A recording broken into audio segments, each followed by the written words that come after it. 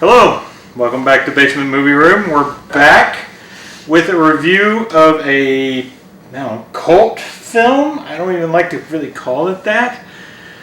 But this is Champagne and Bullets, aka Road to Revenge, aka what most people will probably recognize it as Geteven, as they watched on, good Lord, upstairs.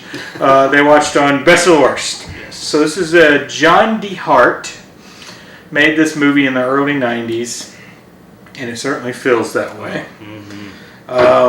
It is, the plot of this movie is very odd. It's very odd. It's hard to explain. But essentially, John DeHart and Wings Hauser playing their characters of Rick Bodie. That's it. And Rick Huck Finney. And Huck Finney was Wings Hauser's character. They have a straw hat. So they're with the LAPD, as according to the back of their jackets, at least in the opening of the movie. And they're with their Norman, I think is what his name is, or Normborn or something. Their chief or whatever it is, the head of their unit. And so they're on a drug bust. Stacy Keach. Yeah, it's basically poor man Stacy Keach. Poor man Stacy. They're on a drug bust. They kill the guys on the drug bust, and then it just flashes to a year later. Now we watched the commentary and saw John DeHart talking about the commentary, why they did that scene to start out, which makes zero sense. He said he just wanted to do an action scene, basically. That's all it was. And funny enough, there's that one recognizable actor in that scene that we've seen in other stuff. I don't know his name, but he's been in other stuff. He's a better actor than this movie would ever call for, and he's not even a good actor, really. He's just a random small character actor. Nonetheless, it flashes to a year later where Norman or whatever his name is has set John DeHart's character, Rick and Huck, up to take a fall for drugs in their department and to get kicked out of the department. And at this point, this is when you realize that Wings Hauser is sitting there totally hammered the whole movie, it feels like. I mean, the way he acts in the movie, and granted, I haven't really seen much Wings Hauser stuff, but he's a more recognizable actor than the other people in this movie. Dad of Cole Hauser, we discovered. Yeah, Cole Hauser from Riddick, Dazed and Confused, I think he was in as well. Yellowstone. Yeah. So yeah, I mean, it's like every time you flash over to Wings Hauser, he's just like, just acting crazy. Like, it feels like he drank 3 bottles of Jack and did 7 lines of Coke before he went on screen every time you see him. Maybe that's just him, but certainly it doesn't feel like he was sober throughout any of this movie. Nonetheless, they get kicked off the force because the guy in charge of their unit essentially frames them for being on drugs and stealing drugs from the department. So they're kicked out of the unit. So John DeHart decides that, and he's the director, writer, producer, everything in this movie basically. He did every song on the soundtrack, which is not a good thing. He decides he's going to be a limo driver, and there's a very small snippet of him being a limo driver with some really obnoxious people and just leaving them behind. His outfits, though, in this movie? Oh, fantastic. On point. Early 90s amazingness. You got the crushed velvet USA suit made by Levi's. I don't know if you noticed it said Levi's on it. Oh, God. And all black. The all black leather pants. He wears those leather pants at least 3 times in the movie. Oh, God. Yeah, a leather coat and just like what about his wedding tux? Oh, yes. That's probably the Italian/Croatian wedding tux. Yeah, if I was going to get married again, I think I would wear that as a tux. Yeah, for sure. It's the way to go. Yeah, you're married already. So. Yeah, I'm not doing that. But renew your vows. It's got to be that suit. I must be invited. We wear twin ones. Yeah, same ones. In fact, maybe next review we'll just find something that matches. No, we won't. We'll just go to Goodwill. Yeah, it would definitely be Goodwill. Yeah. Early 90s tracksuit. That's what he wears to his wedding. Yeah. But so it basically comes down to nothing. The plot is so crazy. Basically, John DeHart meets this woman. Rick meets this woman in a bar that is clearly in his basement. And when we watch the commentary, it is in his basement. Yep. It is his little game room in his basement. And they end up together. She tells him this story of this like satanic cult she was part of, and they killed a baby. Which the scene with killing the baby is hilarious because even though there's no baby on this like thing when he stabs, he completely misses. This is, and it ends up it's Norman or Normorn or whatever his name is as the cult leader, and he's also a drug dealer, and he set them up for no reason whatsoever. There's never a reason given for that. He just wanted them out of the department, I guess, because they might discover him. So you get a lot of scenes that don't have anything to do with the plot of the movie. You get a sex scene that goes on for at minimum 10 minutes, and we're pretty sure that's because John DeHart just wanted to do it. Yeah. We did discover in the commentary that was his actual girlfriend, which he looks at minimum 20 years older than. It's a little disturbing. At minimum, but, yeah. Yeah. The sex scene is hilarious because I'm pretty sure that it's really only about 5 minutes long, but they do it from 2 separate angles. They shot it with 2 cameras, and they used 2 separate angles to play it longer. This is very reminiscent of The Room, like you said. Yeah. Where they used the same sex scene twice in that movie. A lot of the same vibe. Just a lot of the same. Oof. So there's just some random scenes, and then there's the whole scene where they come after him because they know that he's on to them. And there's a motorcycle crash where it kills his wife. I say kills his wife because she's dead. She's clearly dead. He holds her in his hand. She's dead, no doubt. They even have a funeral. They have a funeral. She's buried. Yeah. At the end of the movie, she's alive. Don't ask me how. With a spoilers. With a bandage. With a little bandage around her head. She's fine otherwise. No scars, nothing else. Just a little bandage from a motorcycle. I just gotta say, you're doing an amazing job explaining this movie. I don't know how because I think having more beers equals easier explanation of this movie. I can't even put a thought together on this movie right now. There's a rape scene in his bar. In this bar that's in his basement, there is a rape scene that has nothing to do with the rest of the movie. The bartender in the bar is raped by the bad guys. It never comes back up. There's no point to it. They just go do it. And it's probably just because John DeHart wanted to do that. I mean, it is ridiculous. And we didn't get to the part of the commentary for that. We did not. We didn't get that far. That doesn't matter, though. The opening scene, though, that you forgot to bring up on the commentary when the guy was interviewing him. He was like, "Why did you shoot it this way?" He was like, "Guess just a stroke of genius." Yeah, stroke of genius. He was dead serious. And the Vinegar Syndrome, this is the Vinegar Syndrome Blu-ray that we did. I bought this. I paid like $30 for this. Yeah. Well worth it, though, honestly. The guy we kept the interviewer is amazing. He was professional. Super professional. I couldn't have done it. It's crazy good. Without laughing. Like, I'm going to have to watch the rest of this commentary. We may have to watch the rest of the commentary next time we get together. But yeah, I mean, DeHart certainly believes he made... I couldn't watch it 2 times in a row. No, it's hard. DeHart certainly believes he made a good movie. Yeah. He didn't make a good movie. He made a movie that's entertaining for all the wrong reasons. And he said it was just pieces of like his life that he went through that was in his head at points that he just, like the motorcycle crash. Yeah. That's something that actually happened. It's something somebody told him about. Yeah. The girl in the cult was something that actually happened. He says that actually happened. Yeah, this stuff, he just threw it in there randomly. Yeah. And like, I don't know what he did before making this movie, but he seemed to talk like he was a big shot money man. He had a lot of money because he was talking about going to the polo club and taking a limousine everywhere. He was probably a limo driver. He was probably a limo driver. That's true. He could take a limo everywhere. He could go. Yeah. Yeah. But I mean, yeah. So ultimately, he goes after Normorn or Normborn or whatever his name is, and it is, oh my god, the worst ever, because the first shot he's got a compound bow, which he barely pulls back, doesn't even fold the I can't remember what they call them, the gears or whatever they are on the compound, but doesn't even fold him over and shoots this guy and kills him. Yeah.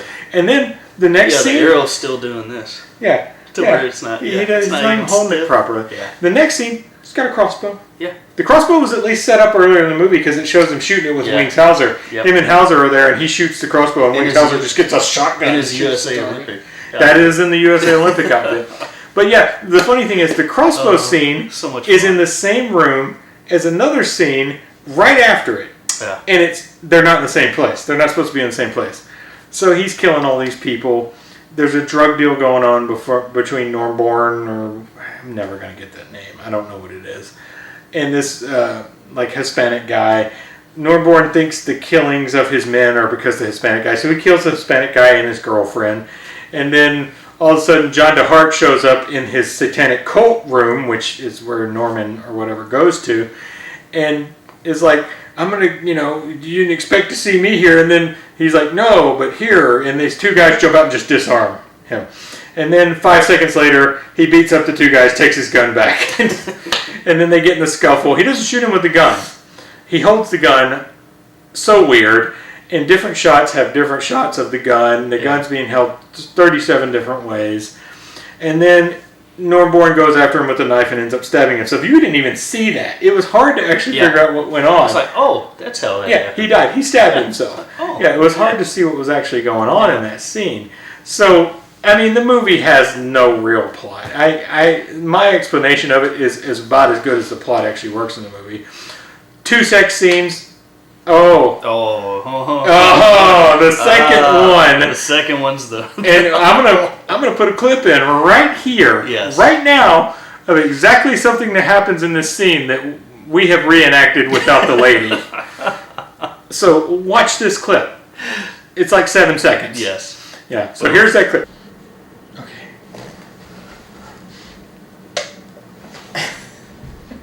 So you've just seen the clip. That literally happens in the movie. John DeHart reaches over with his wine glass to sit on the side table. He's like 3 feet away from the side table, and a hand reaches over and grabs his glass in the middle of the room where they're supposed to be having sex, and there's not supposed to be anybody else in the movie. We, of course, think it's just Wings Hauser sitting over there like, let's do this, baby, on his Jack Daniels and his cocaine. This is one stipulation I got for this movie.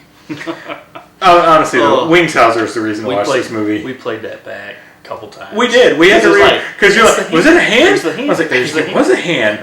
And we rewound it, and it was like, yep, that's a hand. There's also a couple of spots where you see the shadow of the boom mic when they're outside. I mean, overall, though, I mean, the movie is made okay, especially considering that John DeHart in the commentary said they did not do dailies. They didn't look at dailies. They didn't have a screen there. They were shooting probably on like a tape, so they weren't able to watch it. They would just take it and send it off and be like, good. These were oneers. These were one-take shots, I think. There was never any... the couple shots where they're in the pool and DeHart, you could clearly tell he's holding the camera. Oh, yeah. Yeah, he's holding the camera on Wings Hauser. And then the next shot is Wings Hauser sitting in the pool, pretty sure holding the camera on John DeHart. There's no doubt, because the camera is like shaking like this, because it's handheld the whole time. And then they had the wide shot at the end of the pool, and it was good. Yeah. And Wings Hauser's talking about Huckleberry Finn. His name is Huck Finney in the movie. So, of course, he's talking about Huckleberry Finn, talking about Huck Finn going upriver with Jim. But no, Wings Hauser is honestly the best part of this movie. He does show up in a Huck Finn outfit. He does. He has a straw hat on. Yeah. Brings in the Indian Native American dummy, like the mannequin, and it's like, I know you need this is after his wife supposedly died, and he's John DeHart's punching on a punching bag, and he's like, I know you need a friend. And here, I'm going to give you, the chief or whatever. It's like, hey, you're his friend. Why don't you just hang out with him? You also get the one scene in the bar early on in the movie when he meets his future girlfriend/wife, where he gets up on stage and sings. Oh, yeah. The shimmy slide. Yeah. Do the shimmy slide. It goes from...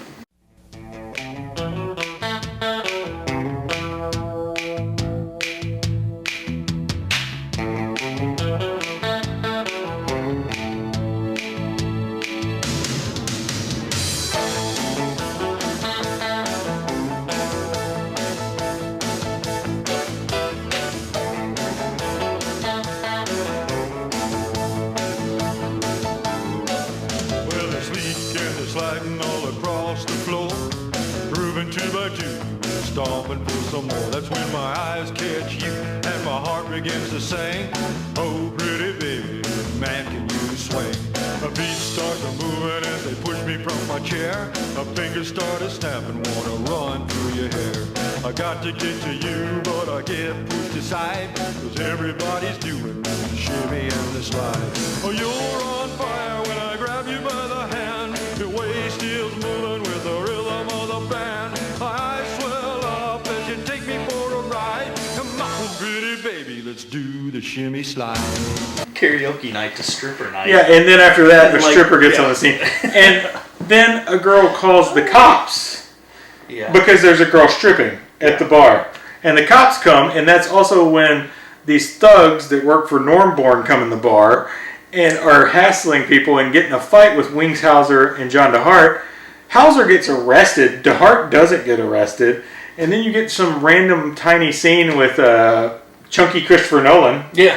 Chunky Christopher Nolan cop. It looks like Christopher Nolan. Yeah. And this random bail bondsman coming to get Wings Hauser out of jail. It's just like, the movie makes no sense. It's just random thoughts of a guy that wanted to make a movie. DeHart had a lot. I think DeHart had a lot of fun making it, to be honest. Well, And Wings Hauser certainly had a lot of fun because he just looks like he's having a lot of fun in every shot. But I think the best thing that comes out of this is how terrible the movie is, and it's ultimately worth seeing for how terrible it is. If you're even remotely interested from the best of the worst, we got to go back and watch the commentary. We're gonna watch the full commentary. He was even trying to make an excuse for how grainy the Yeah, film looked. he says he bought certain film stock Yeah. to make it look 'Cause that he wanted it grainy. to look a And certain this is way. on Blu-ray that Yeah. we watched it, so So really brings it out. It So is grainy. grainy. Yeah. My God, it looks like they put sandpaper over the film. yeah, he was trying to. Yeah, I mean he acknowledges that, but the funny thing is in the commentary, if you do watch it, he really just goes off on a big tangent at times and doesn't really talk about the movie. Yeah. But sometimes it comes back to the movie. His commentary is a lot like his movie. Yeah, It just goes. it's meandering. And it kind of comes back a little Yeah, bit. Yeah, it's not a straight line, that's for sure. it's definitely But his. again, vision. Vinegar Syndrome's interviewer was super professional, very Spot good. on. Yeah, we got to finish that for sure. Yeah. So I mean, Yeah. is it worth watching? Yeah, it's worth watching because it's a terrible, good movie. It's like bad worst movie, like Troll 2. You know, you gotta watch Troll 2 because it's just so bad it's good. This is probably gonna fall into that one.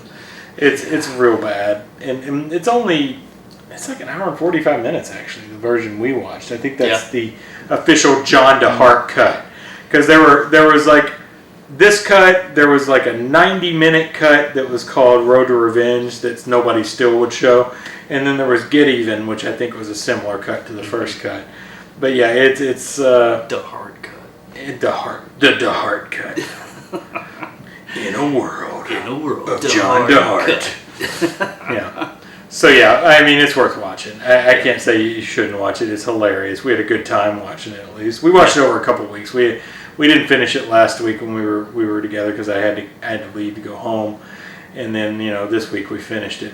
And then we watched about 30 minutes of it again on the commentary. So but yeah, it's worth watching. I don't even think I should rate this one, but I'm still going to rate it. Oh, score! Go ahead and talk about John DeHart's score, because John DeHart did every song in this movie. God. There's no real score. The only thing I kept thinking of was Tiger King.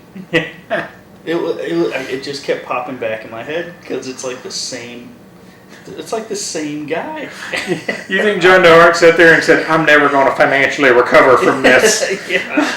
So, yeah, no, there's nothing. I got nothing. Yeah, it's just all John DeHart trying to make a music career for himself. Just watch Tiger King and you'll get the same feeling. It feels similar. Yeah. All right, so rating. Like I said, I don't feel like I should rate this, but I'm going to anyway. This is a half star. I mean, there's no doubt this is a half. I mean, it's worth watching. Half star. It's like The Room, which also I gave a half star to, but it's bad. Yeah, I'll stay with the half. The half. It's really as low as it gets. Yeah, I mean, it would be lower if it wasn't. There were some parts that were just like. I am gonna remember some parts. Oh no, like the guy taking the drink from him, and that's the best. The outfits. There's some funny stuff in this. So that's the best. So yeah, half a star is fine. All right, watch watch Champagne and Bullets / Geteven / Road to Revenge. Watch it. Yeah. Because it's fun enough to watch. Thanks for watching Basement Movie Room. We'll see you next time. Cheers. Champagne and bullets means love and despair. We got two good cops that the system burns.